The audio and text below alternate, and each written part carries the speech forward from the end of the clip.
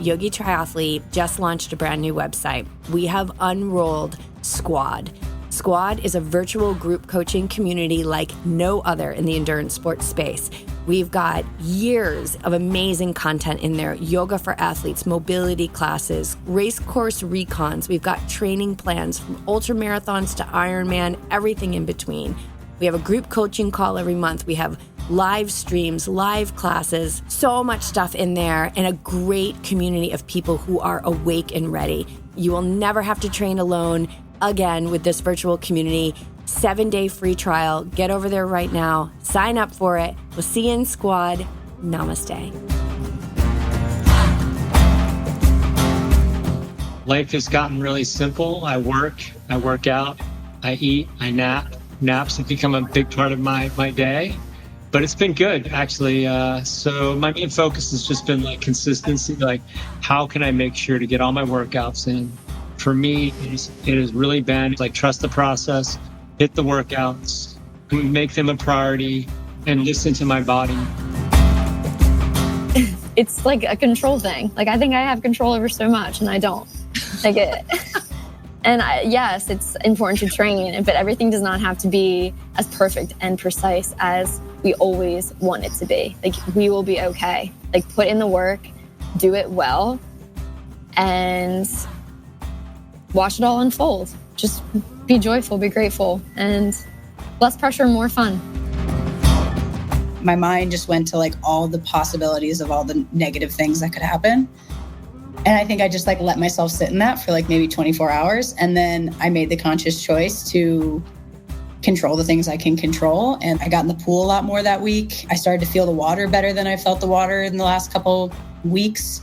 And just like that, like, I don't know what happened, but 10 days later, like no pain in the knee. Went for a long ride on Saturday, long run on yesterday, and body feels pretty solid. Just in the last few months, I've noticed that, it's okay to just kind of check off the boxes, and I know what I have to do throughout the day, and it might not always align with what my preferences are or when I want to get things done, but I can still do them. And it shows me, at least in those moments, that I do have a little bit more power over my mind than my mind does on me. So I guess be here now, be more present.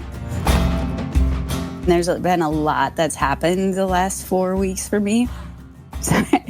My mom passed away, my biggest fan, my best friend. But this year and a half of training and being coached and being a coach myself, I had the opportunity mentally to prepare for one of the hardest things I knew would happen for me, and that's saying goodbye to somebody that I love deeply. And I helped her cross her finish line. Welcome to the Yogi Triathlete Podcast, where we delve into the heart of endurance, the power of the mind, and the strength of community. I'm Jessica Gumkowski, your host, and alongside me is my co-host and Yogi Triathlete Master Coach, BJ Gumkowski. Today, we are thrilled to bring you another chapter of our Ironman Arizona First-Timers Series as we check in with our 5 athletes, Emma, Brendan, Melissa, Patrick, and Laura. Now less than 3 weeks from race day. Each of these athletes have traveled a unique path to arrive at this point, where confidence and excitement mix with nerves and visions of that iconic Ironman finish line. As they traverse these final weeks of preparation, they are drawing upon the strength, support, and power of the Yogi Triathlete community. Today, we'll dive into what they're experiencing in body, mind, and spirit, and we're sending each of them blessings for a smooth and safe journey to the starting line. So join us as we share in their final preparations and honor the dedication it takes to reach to this point. Let's get into it. You guys, welcome to the show. BJ, maybe you can kick us off with our first question. Sure. Okay, well, this has just been the theme. What's going to come into my mind? What's your current mindset in terms of what you are going to be achieving in the next 3 weeks? Like where has your thoughts gone, and how is it focused on what still needs to be done going into Ironman? Let's start with you, Patrick. Good question. Honestly, I've been focused on making it to the taper week. That's been my main goal. Starting to feel tired a lot. Life has gotten really simple. I work out, I eat, I nap. Naps have become a big part of my day. But it's been good, actually. So my main focus has just been like consistency. Like, how can I make sure to get all my workouts in? For me, it has really been, and you know this, BJ, because you've been working with me. It's just like trust the process, hit the workouts, make them a priority, and listen to my body. So beyond that, just functional stuff, just getting prepared. I mean, it's really starting to feel real. 3 weeks is a lot different feel than 3 months or even 7 weeks. It is on the horizon. So I feel excited, anticipation, just really, like understanding my ignorance about like what I'm going to go through, like blissful ignorance, but at the same time realizing there's some things I'll experience. I really felt it today or yesterday on the run. I haven't been able to run that much because of I had a broken ankle and a partially torn Achilles. And so it's been exciting to see how quickly I'm able to run and get back, getting close to where I'm at. But the endurance run yesterday just reminded me like, oh yeah, this is the window. It's exciting and funny because like I came here as a runner and of course the other parts of the legs will be daunting, but the one I'm looking at is to run at the end. But I'm excited. I really appreciate being here with the community. I had the ability on my ride to listen to all the podcasts this weekend, which brought me that much closer to all of you. And it was inspiring for me. So I'm coming off a pretty heavy charge from that as well. How about you, Emma? Yeah, I would echo a lot of what Patrick said. I think I'm trying to take every day one by one as it comes and just tick the workout off the list and get through it. I've had a couple of moments where I've started to try to conceptualize the day, like, okay, I'm going to be in the water for an hour, and then did my first century ride this weekend, which was kind of a cool thing to check off the list. And I was like, damn, that is a long way to go on the bike. And then, just trying to get through every piece individually, taking the workouts as they come and not trying to get super affected by how long I feel like the day is going to be. So just do what's on plan, stay focused, nail nutrition, stay healthy. I had a little bit of a knee kind of mishap come up a couple of weeks ago that had me rattled for a little bit, thinking I wasn't going to be able to train the way through these next couple of weeks. And it went away. Knock on wood. It's not there anymore. So let's hope that it stays that way. So I'm just trying to take every workout with as much grace as I can, have a ton of gratitude, and enjoy the last 3 weeks of what hopefully is going to be an amazing event coming up. So yeah, I would just say staying present, taking things as they come, and yeah, just getting excited.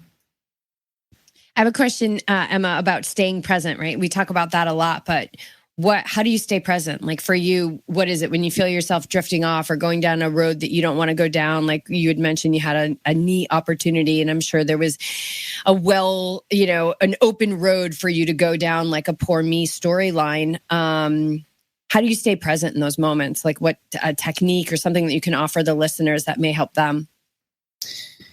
Yeah, it's a good question. I mean, I think the biggest thing for me was not trying to get ahead of the reality. So getting every workout done as it was on plan. I was able to focus on swimming when my knee started to flare up a little bit. And I think it was just having gratitude. I remember saying to BJ, like, I feel like because I have a swimming background, I don't want to say taken the swim as seriously, but it gave me the week to really focus on getting in the water and focusing on the things that I can control. And like I said, just kind of like having gratitude and communicating openly with BJ about how I was feeling, and kind of letting him talk me off the ledge a bit and keep me on the straight and narrow, knowing that I've done the work up to this point, and a couple weeks where I have a little bit of a wiggle in my knee, like it's not going to break where I'm at. So just being communicative, focusing on what I can control, and and trying to put energy into what I can do. Mm-hmm. Thank you. All right, Brendan, we're going to throw this over to you now. Just about mindset, like where's your mindset been? Where is it now? Are you working with it as you lead up to this epic feat? I guess like just been trying to stay neutral, and BJ and I had a talk once about just trying to check off the boxes during the day. And that's been kind of like keeping me grounded and not getting too ahead of myself, or potentially like kicking myself if I, let something go short or, skip something because like it's just not feeling great in the body that day. And it's kind of helping me just focus on eating and trying to stay rested. I've been like feeling like this super delicious fatigue these days that's kind of been creeping up. So it's just like a lot of focus on eating and drinking a lot of water right now, which I think is pretty important. It's super simple, which is easy for me to do. Yeah. All right, let's move on to Laura. Hello. Hello. Yeah, how's that mind treating you?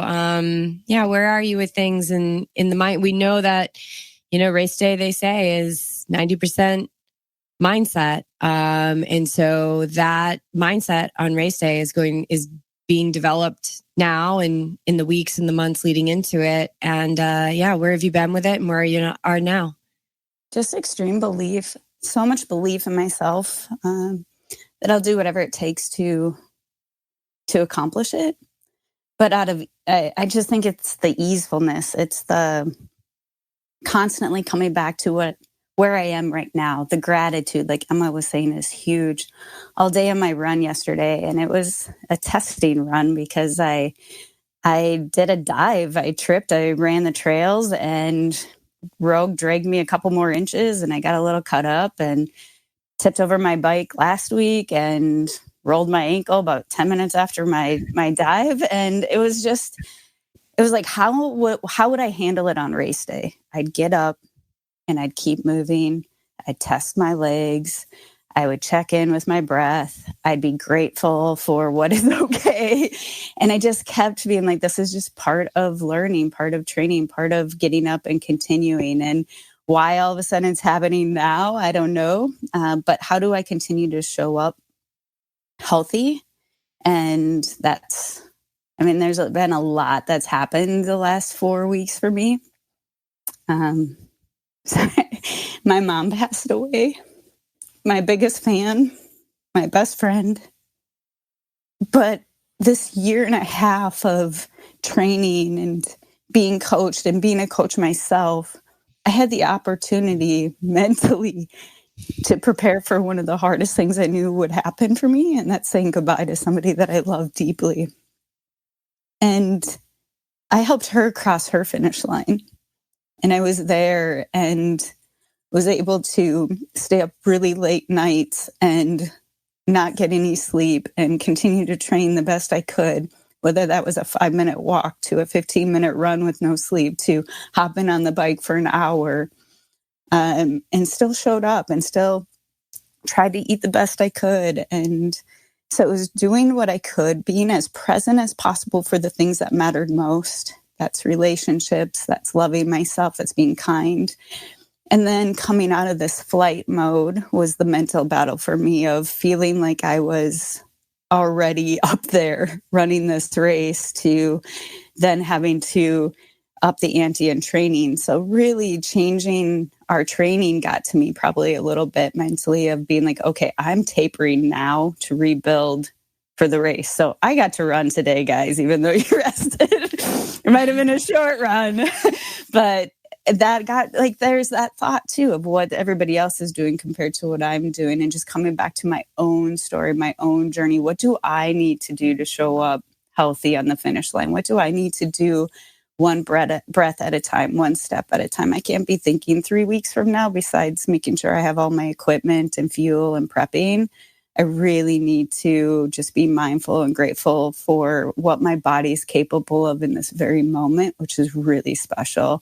And I want pure enjoyment. I want to be, even though it's uncomfortable.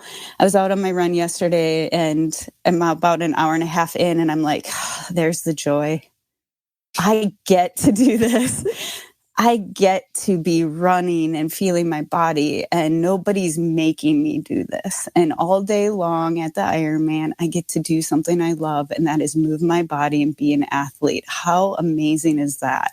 No matter if I'm walking, running, biking slower than anybody else, it doesn't matter. It really matters that I get to do something that I truly love with amazing people and with amazing support. And nothing can take that away unless I let it. So that's where I'm at.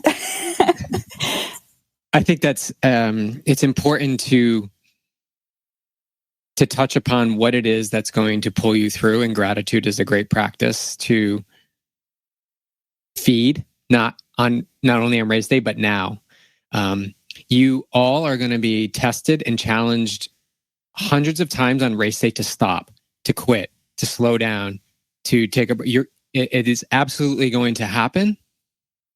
You must be ready with the tools to notice it when it does, be that witness to it, and move forward. And gratitude, as you just shared, Laura, is a wonderful practice that can pull you out of so many dark,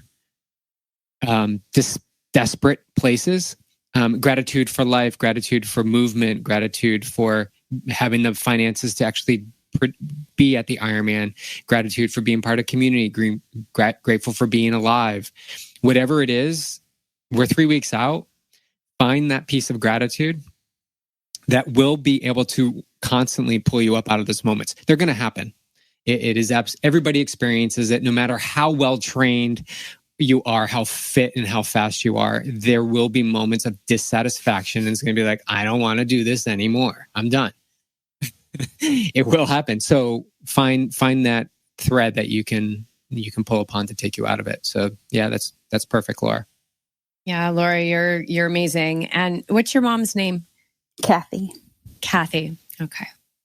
I'd like to just dedicate this entire conversation to Kathy, because I know that she's not only going to be out there for you. I feel like she's going to be out there for your teammates here. They're on the show, and because she knows the love that you have for this team and the vision that you have. So it's always incredible to have an angel out there. And I know we probably all have our angels and our people who are not here on this earth that will be with us on that day. But Kathy is the most recent member of that club. So we will dedicate this episode to her. Thank you so much for sharing that. Like, girl, you have been through it, and through it all, you continue to keep moving forward, whatever that looked like.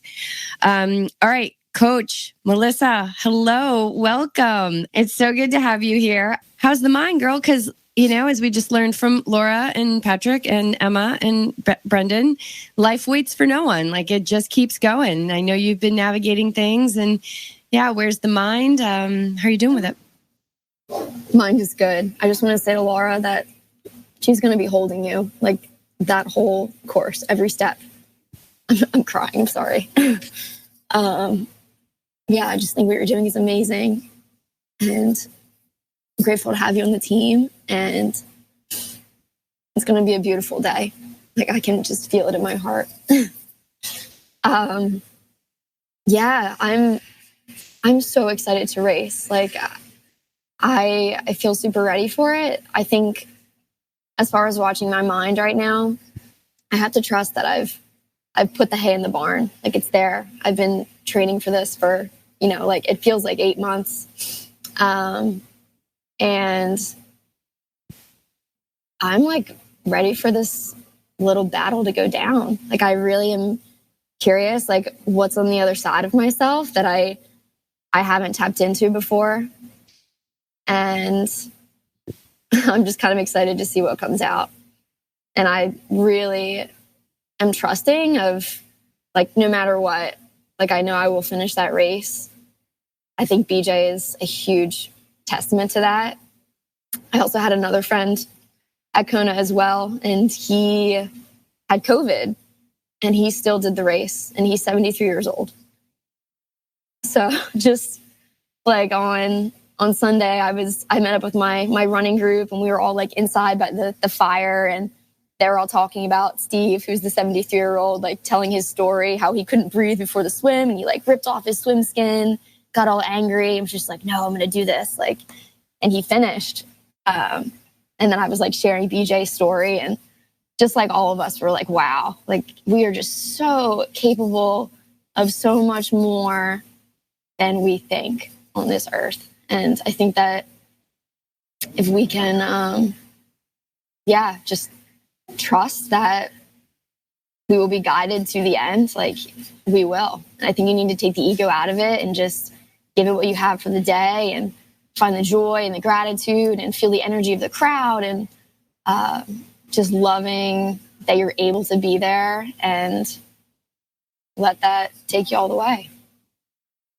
Yeah, you know, something I said to BJ before Kona, and I'll say it to all of you and anybody who endeavors this, you're going to have 1,000 reasons to quit 100 times over, you know? And so, you know, the other day we were looking at BJ, and obviously his reasons, there were some reasons that, you know, were pretty obvious, but, you know, I said to him in the same thing, it's just like, but you're not special, because everyone out here is going to have 1,000 reasons to quit 100 times over. And the ones that get to the finish line, they take the next step, or they take the next stroke, or they, you know, put their foot on the pedal. It's gonna take you to the core of who you are, and getting to that finish line is not easy for anyone. The person who wins, the person who's last, everyone is going to overcome 1,000 reasons to quit. And so it's just that, as Emma had used that word, present, you know, just like next step, and moving forward from there. Yeah. Right next door to like success is a decision that will make you unsuccessful. I could have easily not finished on Saturday. Easily. It was right there, constantly right there. An hour away from not, like, it was right there. But you just constantly make decisions and choices in the moment and then detach. So you decide what you're going to do and then detach. Decide and detach. You burn a lot of energy when you're in decision fatigue, when you're like, should I keep, what should I do? You got to decide and then detach from whatever that outcome is presented to you, knowing that it's, as Melissa was saying, like we just don't know. You don't know what's out there, but you have to believe that there is something there. You just have to decide. So I know we focus a lot on the mindset piece, but it really is evident in Ironman. As you've seen, I'm fit and strong, and I didn't train the past 3 weeks. So how is it even possible? It's simply the choices that you make with your mind, and belief. How we all started this belief. So with that, you know, let's talk about the physical preparation. And if you guys have had any particular milestone or hurdle that you've had to overcome in the past few weeks. I know Emma shared hers. Maybe we'll start with Emma. Yeah, so hurdle or milestone, something that you achieved for the first time, or you know, a hurdle that you were like, oh man, like who put this hurdle there? So either way, they are both valuable. Yeah, who we starting with? Emma? Yeah. All right, Emma. Yeah, I mean, I kind of mentioned it earlier, but I actually bought carbon shoes and went out for a run the day that I got them and tweaked my knee somehow. And I panicked and I freaked out, and I haven't worn the shoes since, but verdict's still out on if I'm going to wear them for race day. But yeah, just kind of like came in after my run, really wasn't feeling, knee felt a little bit off, went to a friend's house, kneeled down, hugged her son, and like something did not feel right in the knee. And I like instantly panicked. And yeah, I mean, I think it was just like a true practice. And like my initial reaction was just like, how am I going to do an Ironman if like my knee hurts? Like I can't run a marathon. Like I'm not gonna be able to bike. Like, it's just like my knee, my mind just went to like all the possibilities of all the negative things that could happen. And I think I just like let myself sit in that for like maybe 24 hours. And then I made the conscious choice to control the things I can control. And like I said, like I got in the pool a lot more that week. I started to feel the water better than I felt the water in the last couple weeks, which was really great. And just like that, like, I don't know what happened, but 10 days later, like no pain in the knee. Went for a long ride on Saturday, long run on I guess it was yesterday, and body feels pretty solid. I mean, am I a little sore today? Sure. But knee feels good. And yeah, I think just like focus on the good stuff and, don't get super fixated on anything negative that's kind of impacting your ability to see through that. So yeah, definitely a panic moment for me, but we're on the other side, hopefully. And I texted BJ today being like, how about a longer run next weekend? So we'll see. All right. I love it. Yeah. And I think what you guys keep talking about is it's like, just because, at YogiTriathlete, we're all of us like on this podcast, like we're the mindset people. This is what we do. This is what we bring to the sport, to endurance athletics, like nobody has ever done in the history of triathlon before. And that doesn't mean that you're not going to have a knee pain, right? And so it's like, okay, how do I respond to knee pain? Well, I had a panic. That's how I responded. Okay, now how do I respond to the panic? And it's just these layers deep. So it's not about that everything's all good and you guys are like completely protected from anything that may be considered adversity. No, in fact, you may even step into it bigger than anyone else. And you may react in panic and you may react in fear, but then, okay, once we see that, now how do we react to that? How do we respond to that? How do we, back ourselves back and move forward in a moment? So yeah. And when you talk about, and I remember you were on the phone with BJ and I was kind of like chiming in and sticking my knee in the video and trying to show you some techniques to do. And the thing is, it's like when you talk about a knee, there's so much baggage that goes around with that. Cause everyone's like, oh, the knee, like, there's just this like emotional baggage and fear that goes along with that part of the body. But then look at you now, right? Like, I think one of the biggest things I've learned in 20 years of being an endurance athlete is like, it's not always an injury. Yeah. It's not always an injury, even if it is the knee, even if it is, the foot, it's not always an injury. So good work with that. Brendan, how about you? Milestones or hurdles, wherever you want to go? I'll do like a little mix of both.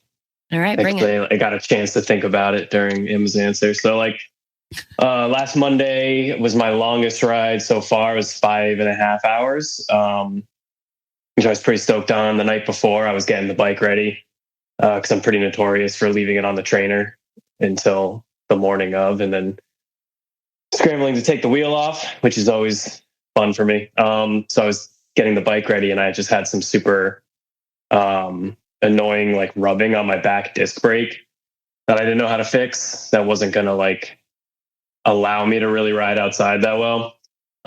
So that sounds all bad, whatever. So the next day, I got on the phone with Todd, brought the bike in early in the morning, had him check it out. He fixed it in like 20 minutes. Started the day super late. I think I got out the door like 11 o'clock for this 5-hour ride, which is pretty crazy. But I got 4.5 hours done outside, got some intervals in, and then instead of like cutting it just because of time, I went inside, put it on the trainer for an hour easy to get the full 5.5, where in the past I would have freaked out or been like messaging BJ during the ride being like, what do I do? And I'm like, I know what to do. Like, I know how to finish the ride. It's fine. Then had a nice brick run after that. I also finished all 5 of my bottles just to go back. I had all 5 of my bottles and a Coca-Cola. And I think I had a peanut butter sandwich when I was on the trainer. So been fueling well, and then did like, I think 30 minutes or 45 minutes off the bike. Not at 9-minute pace or not slower than 9-minute pace, which is what I was supposed to do. I did that a little too quick, but I just love running off the bike. I was super excited about that for Ironman, just a really long run off the bike. I really just want to run off the bike. Like that's my biggest thing. It's just like a 8-hour warm up for a marathon. It's what it feels like to me. So I'm pretty stoked on that. It felt good. Been experiencing some sensation in different parts of the body. But that's all kind of working its way out, I feel, especially with taper coming in. I think it's all going to kind of settle down nicely. I have evidence that it has been, so I'm excited about that. And that's been my triumph and my struggle all in one. It was a good day. I love that. I love that example. Thank you, Brendan, because you can have hurdles and milestones in the same workout. It's Ironman training, and it is 100% expected that you're going to have different parts of your body talking to you along the way. And there's no difference in what you're going to experience, like we talked about on race day with the outs, than you'd experienced on that day. The bike rubbing, it's getting dark out. Do you get on the trainer? Do you still go out for a run? Those are all decisions that need to be made. And most often the mind is going to, go with what's most comfortable or what's practiced. But you decided to continue on. Those are the same moments to pull upon in Ironman when you are like, I really wanted to run and I'm 2 hours in and I'm like, man, I don't know what's happening. You pull upon those moments, you're like, pull it together. I can't tell you how many times I've had those conversations with myself. It's just pull it together here, take a breath, interrupt the energy and reset and move forward. Because it's so easy to slip into the easy slipstream. It's right there. It's right there for you, but you didn't. So there's many successes, not just that day, Brendan, but in a lot of your training that need to be celebrated and that you can pull upon when it gets really tough on race day. Yeah, let's go to Laura. There's so many challenges. There's so many every day. But I think I have to go back and just and not just. I don't like the word just. I go back and I'm going to celebrate doing the half, because that was a big milestone for me, was completing the half. And then we never got a chance to talk about this, but many of us got new bikes. And that was part of finally getting fitted, going into aero now. And my hiccups and hurdles from day one have been finding gear to fit me. And so my shoes were a little too big, had to order more shoes, waiting for new clips. And the financial part of when do I order it? What's more important first? What do I need to do? My helmet being in between sizes, is it going to fit? BJ, what size is your helmet? Just all the gear question, all the trying to figure out what fits me to be the most comfortable on race day has been an obstacle for me since day one. But because it has been an obstacle since day one, it was always manageable. We always figured it out. I know no matter what, I'm going to be okay on race day. So I'm going to be able to do the best I can with whatever I have, because that's what I've been training like from day one. So it's been an obstacle, but a learning moment as well. And so physically, mentally, emotionally, I've had just a broken yet open heart. My body's felt broken at times, but so open and beautiful, and I'm grateful for all of it. And so I don't know if I think the biggest hurdle is just finding a way to understand how my bike's supposed to feel.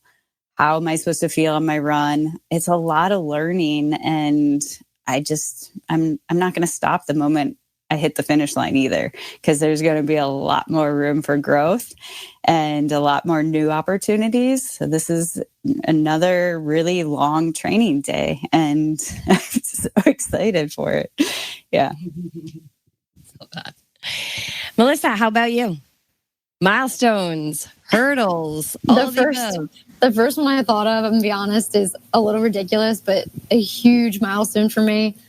I have been in such flow state in the pool that I, while I'm doing 400s or 500 sets, I have this thing where I black out. And then when I come back into my body, I literally forget which direction I'm going in the pool.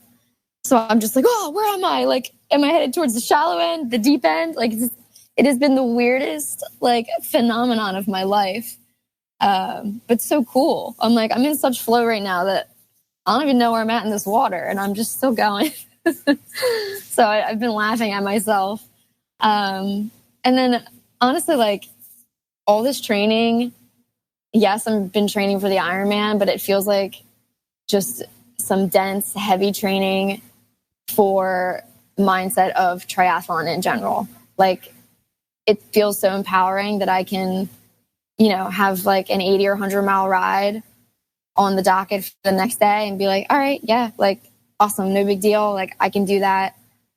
This feels like exciting for me to go do. And like same thing with the running and the swimming. Like the longer distances, they feel super challenging, but like I get excited to do them. And before, like I would say, you know, 100-mile ride that scared the shit out of me. And yeah, it's become fun to like eat all day and keep on going, and I've just been loving it. Yeah. Patrick, how about you? What are you moving through? What have you achieved? Everybody was so inspiring. I appreciate everybody sharing, because it's like I can relate with everything saying, which makes me not feel alone. But I started thinking about this because, you know, that's what I do. And so physically having this partially torn Achilles in June, you would think the broken ankle would have been the one, but I laugh because I'm out there like, I forget I broke my right ankle, but I'm thinking about this left Achilles a lot. I had a run about 2 weeks ago. It's supposed to be 2 hours, and in 90 minutes, I started feeling a little cramping, and I had to stop. And so that was actually a milestone for me to listen and stop. Like, I think I'm okay, but I'm just going to stop because I need to win the marathon here, and not this. I don't need to finish this run, because I had a goal of doing a half marathon that day. So that was a hurdle, though, like being able to listen, realizing my gait's changed because of the injuries, and just allowing the growth. Laura mentioned the bike. I got this really nice, sweet triathlon bike, but it's like, you know, it's like getting a Lamborghini and not used to having that much power. Like I just hop on it sometimes. And it's, you know, it's, I don't want to say it's not as comfortable, but it's built to go, right?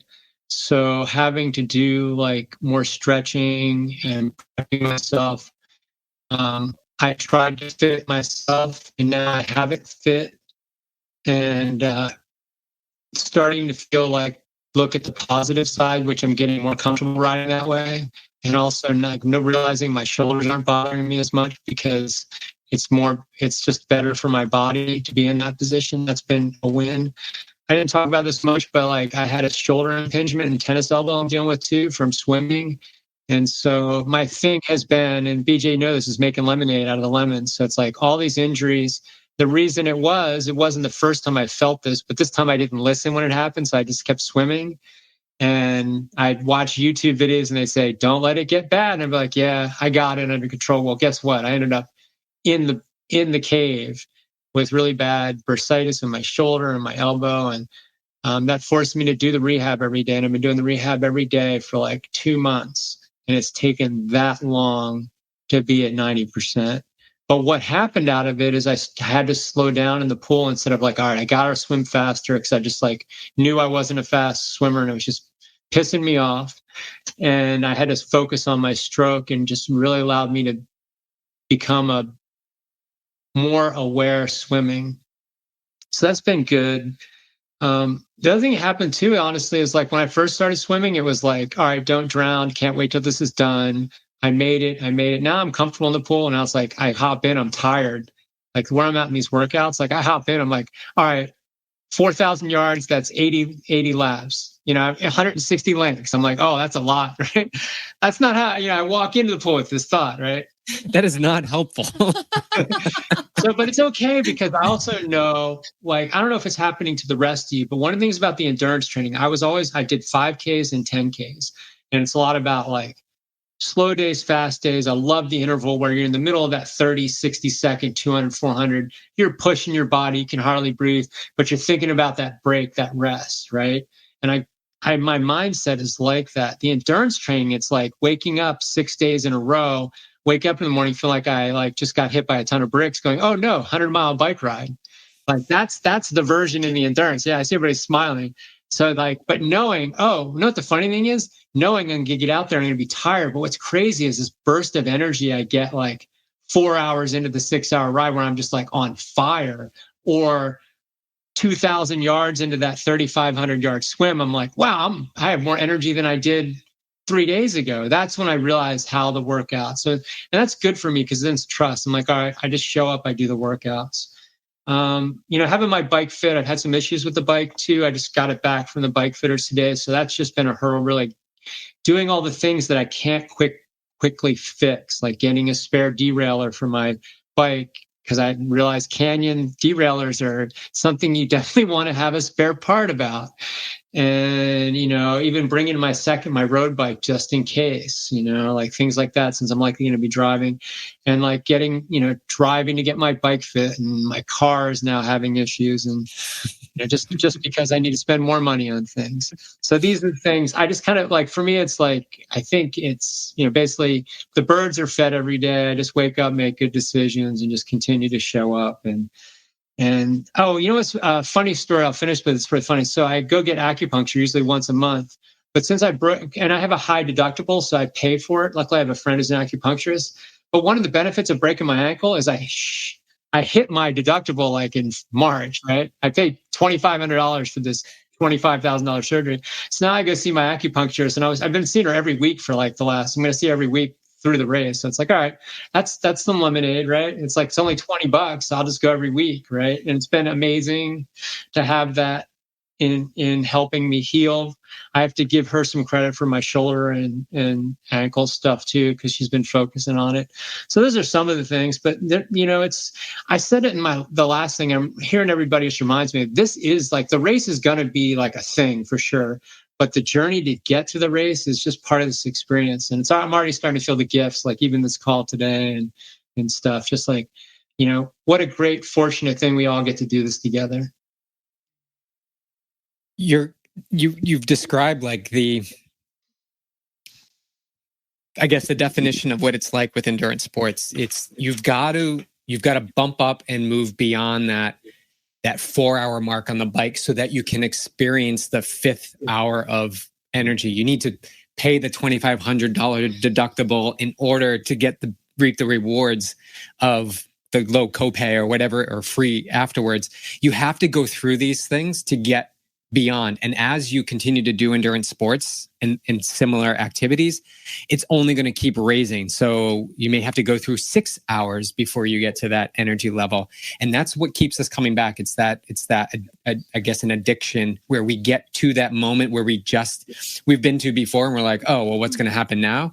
And you must go beyond that, somehow find a way to go beyond that, to tap into that next level of amazingness that's going to be served up for you. But it's the difference between the athlete that gets to the finish line and the athlete that doesn't is those moments. How do they treat those moments when the challenge is so extreme, or that the challenge keeps coming one after the other? Oh, now this happened, and then this happened, and then this happened. Well, things are going to continue to happen because they're challenging you to find the necessary ways to get through it, to get to the other side of it. So what you've shared, Patrick, is just so it lights me up, because that's getting what endurance sports is about. It's that constant finding a way. It's gonna continually come. It's not like you're gonna cross the finish line in Arizona and be like, oh my God, like this is awesome, like things are great. No, then it's gonna be something else, and probably something bigger. But the reward on the other side is gonna be even bigger as well. And you touched on one thing. I think Emma brought it up in one of the podcasts, was just like the community thing. Whenever I talk to it, or my friends see me like going out on another workout, they preface like where you're going with, are you going to the gym? Are you going to the pool? Are you going on your bike? But, getting that feedback and seeing the impact I'm having when I see a friend of mine starting to run again, that feeds me too. Like on Strava, I'll see like some friends of mine are starting to run again. My friend's training for a marathon. And I don't know if it's because of what I did, but I know they inspire me, right? So that fills my cup too, big time.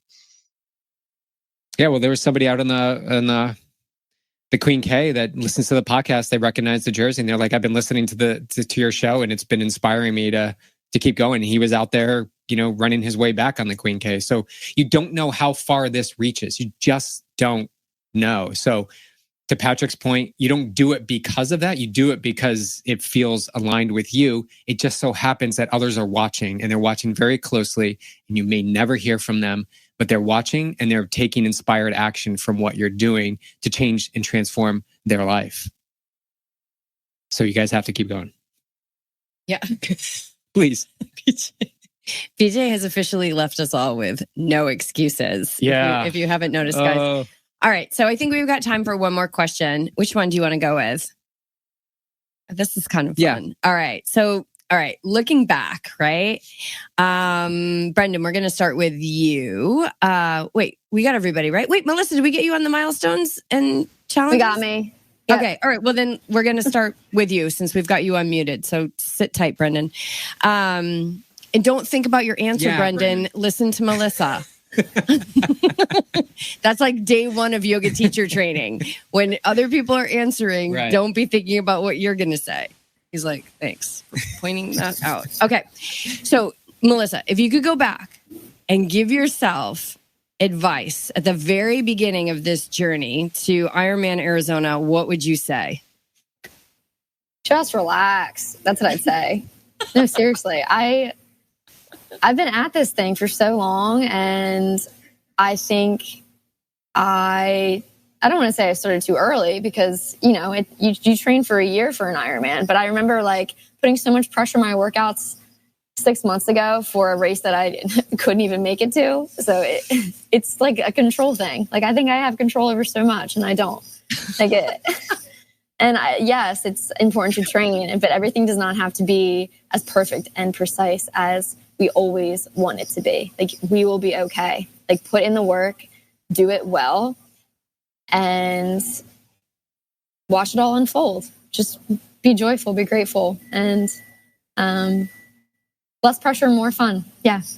Yeah, just relax. It's like the key to everything. Like people talk, I want more ease. I don't want to worry. How do I do this? How to do that? And like the base of it is like, we have to relax. Because when we learn and we teach ourselves to relax, like truly relax, our nervous systems pick up on that.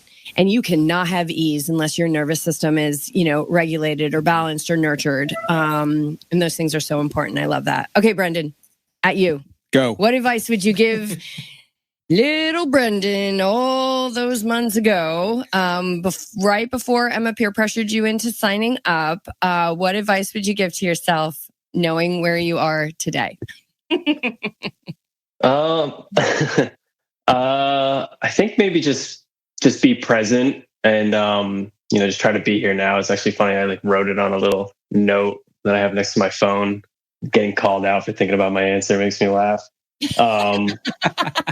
So I think I noticed from Western Mass until now, I would definitely get carried away.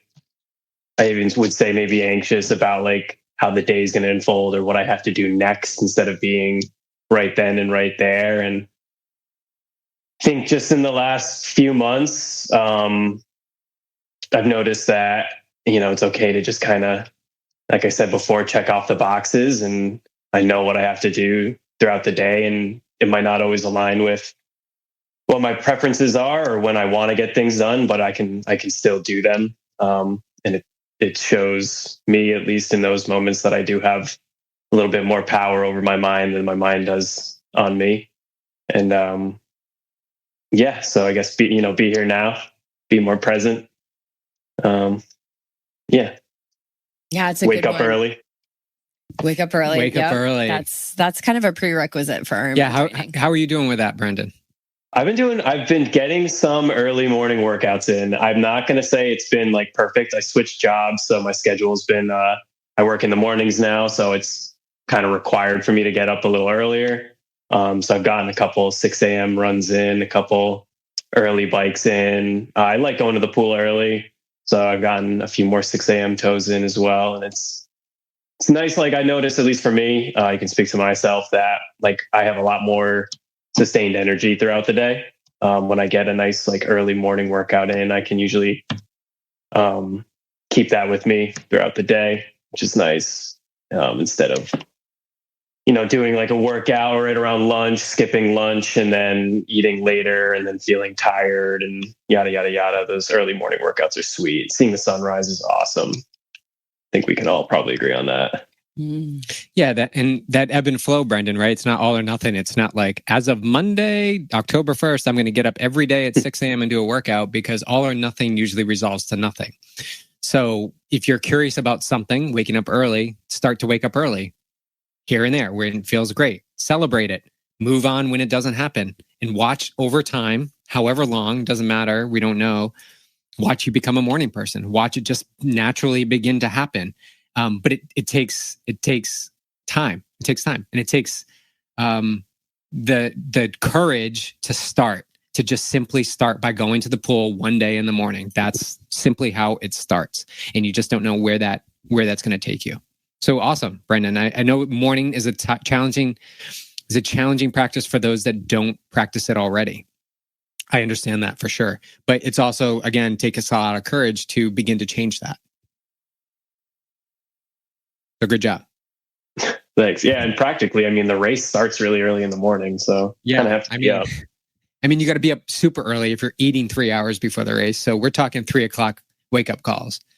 Yeah. And this weekend we were up for over 24 hours. Like, that's just so wild when you're just up for a day. Like, that's really living, I think. Like, that's just amazing. All right. Who's next? Who do you want? Let's do Emma. Emma. What kind of advice would you give to Emma?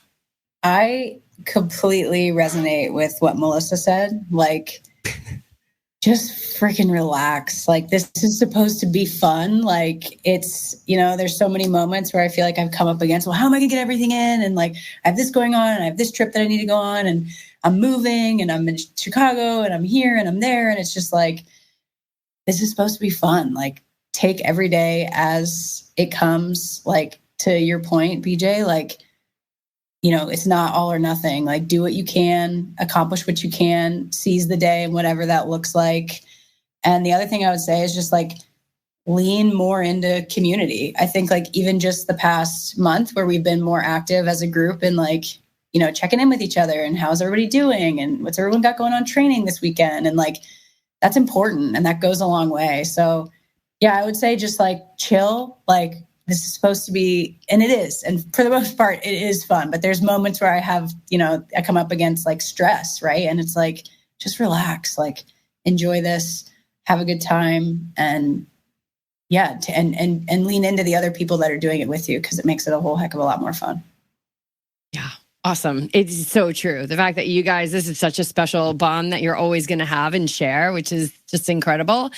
And that we have this medium where we can all come together in these times before. And that, like Patrick said, he's been listening to the podcast during his workouts. Like, it's just incredible. And it really helps because you're all in the same boat. Like, you're all in that same Ironman tunnel.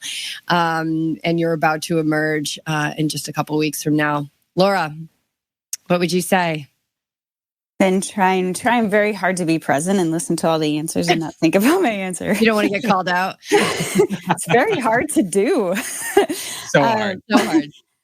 I really, this is the thought that I've been having those. I wouldn't change it. I don't know that I would change it because I feel like I've been giving myself this advice every day. Maybe I'm just hearing BJ over and over again in my head, but to let go, to detach, that you're capable. It's stuff we've been talking about from the very beginning, that you can do it all. You are capable. Because there was so much question of, can I do all the things I needed to do, plus take care of myself and train? But it was this constant belief, and going back to that belief, going back to the groundwork. I needed that foundation to step into the next thing, into the next thing and receive it. And so I think I've been just filling myself with so much belief and faith in the process that maybe, I don't know what I would say, that you're going to earn it. You're going to earn the right, that it's coming, and keep going. But I feel like I've been hearing that from day one from BJ, and just believing it and trusting it, that I couldn't think of,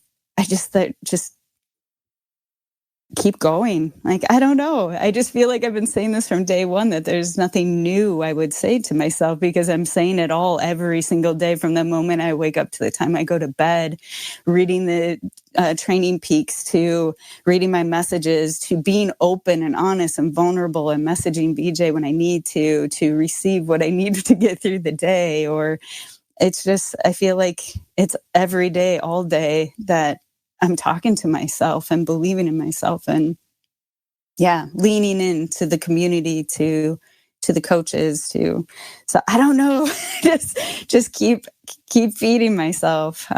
But there's just been so much in that. There was no timeline, but I knew that from the beginning. For me, if anything, I had to be pushed, kind of like Brendan.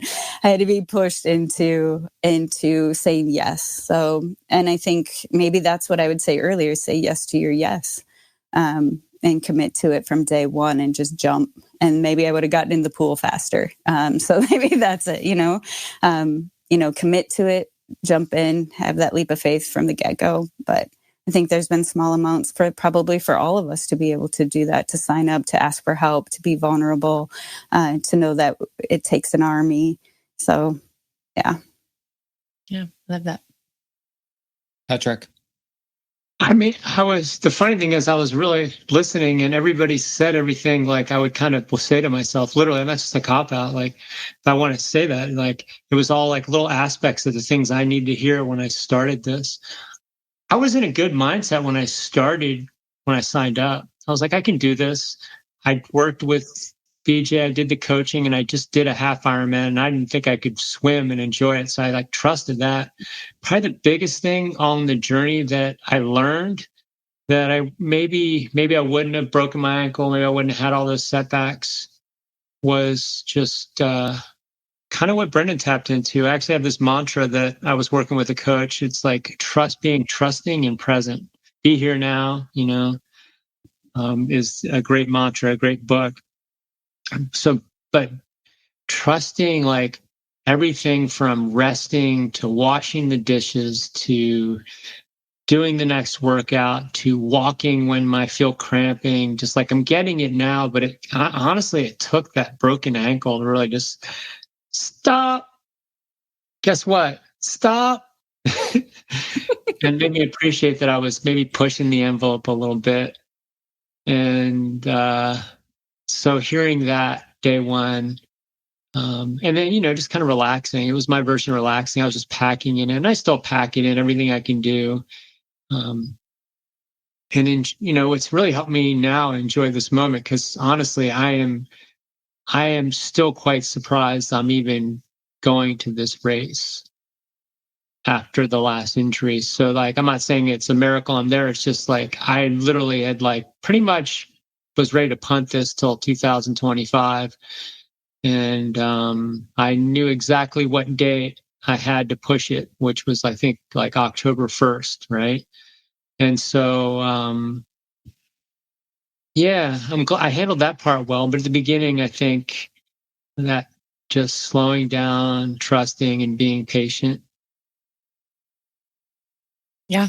We're as we were on the WhatsApp group today, like getting a rest day, like slow. It's a challenge. Like, slowing down is challenging. I experienced it out. It actually, to slow down and walk was better on my ability to walk than trying to move fast. So it was like, it's constantly teaching us to be mindful, putting the dishes away. There's many of things in our life that we can slow down at to only get better at.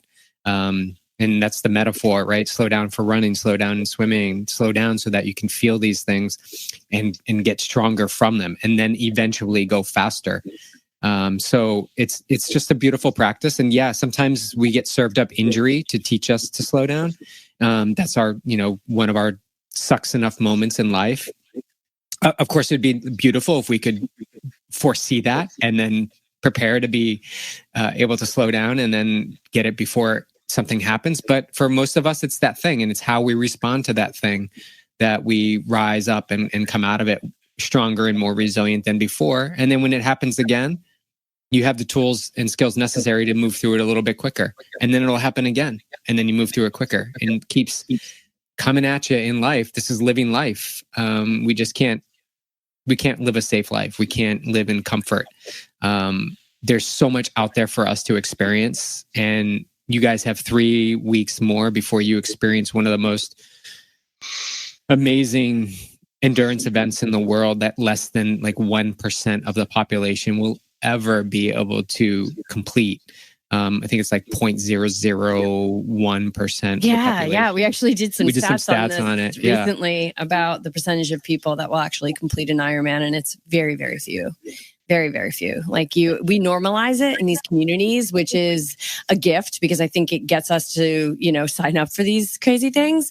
But it's also like, we got to take that step back and look at what you're doing. This is not the norm, but I don't think any of us who are on this call today are the norm, or nor do we care to sink into that normalcy or mediocrity of life. It's like weak coffee. Yeah, it's like weak coffee. It's terrible. I want to give you guys a chance before we sign off. This is the final time they're all going to be able I know. This is the final time that digitally, you guys are virtually, because we'll be in person. You'll be in person, but this will be the last podcast we do prior to the race as a group. I wanted to give you guys an opportunity. Is there anything that you want to say to your teammates? I've seen you guys connecting through the WhatsApp group, connecting through a Strava group that Patrick, you created, which is amazing. And I love that. Anything that you want to say to each other, you can just kind of unmute yourself and speak or not at all. I have one thought that comes to mind because I had a mini unplanned taper in a way where I had to back off a bit for a few days. My body, even though I was tired and in a different place, my body was so strong after even having 4 or 5 days of just mindfulness and doing what I could and resting when I could, but allowing just to come down from some crazy training just for a few days and hop back in, it felt amazing. So just know as an athlete, if you've experienced deloads and tapers before, they are magical and you start to trust them more and more because on the other side of that things feel great. So continue to trust those tapers as we go into these final weeks, that your body will be grateful. It's again, just some more mind work. Yeah. Oh, thank you, Laura. That's a very true and important share. I'm excited to feel the energy of all you guys on the course. I mean, we're not doing this thing alone. It's pretty awesome. Like, I'm going to be thinking about everyone on this call individually, BJ included and Jess included, throughout that course. So it's just super grateful. Yeah, I think we need to put Laura, is your mom's same last name to group? No, it's Marks, Marks. Yeah. I think we all need to put Kathy Marks somewhere on our bodies during the race. It's beautiful. Thank you. And I have to tell Melissa, she gave me a fist bump while she was on the trainer. And I was on the trainer when I was listening to yours, just fist bumping you back. So, and another thing that motivated me during my half was knowing that we'd be back on a podcast again. Like we're going to be cheering each other on, but I want to show up and be like, we did this. And I want to do that with all of you and be together in that. Yeah, I think the Kathy Marks on our body will be good. Yeah. High fives are required on the run course if you ever see another yogi triathlete. Absolutely. Absolutely. Brendan, any final words? Yeah, no, I mean, it's going to be awesome to go out there. I'm excited for the days prior and maybe days after, getting some nice ride, some easier, maybe more chill rides or runs or coffees in. That's going to be pretty sweet. I'm just excited to go to Arizona. And I'm down to, if I see anybody out there, I'm going to try to race you. So just better watch out, Brendan. Yeah, I know. I didn't talk any trash. Jess and BJ were kind of talking me up. They're saying I'm talking trash. I was like, I think everybody's fast. I just want to beat Emma. That's the only person I called out. Yeah, I trained with her in person. I know I got a chance. I know I have a chance. She's just a fast swimmer. I was listening to the point counterpoint as I went through the podcast. I was like, oh, it's rallying now. It's rallying now for sure. It's always the quiet ones that will sneak up. Ooh, I know. I know where I stand. That is so true. I'll be pushing it. You guys are so awesome. We are so honored. I mean, it's like, that sounds like such a cheesy word, but I can't tell you, like, it's a great honor of our life. It's a dream come true to just even be on this podcast with you guys, to have hopped on earlier and you guys were already chatting, already talking, already supporting each other. And I said that to you before we hit record, like the dream that BJ and I have had from the beginning with YogiTriathlete is that YogiTriathlete becomes this thing that doesn't need Justin BJ anymore. And that's the goal, like for us to step back and let this community just thrive, and it's thriving, and you're showing us that it's happening. And to be there on race day is going to be incredible. And you've got teammates that are literally traveling from different states to come and be a part of this. And that is a real testament to what you're about to step into, the power of this community, and how you all have contributed to it to really make it this thing that people want to be a part of. So thank you all for everything you've done so far. Just, look both ways before you cross the street. Like, stay safe in these last couple of weeks. Just relax. Like, the hay is in the barn.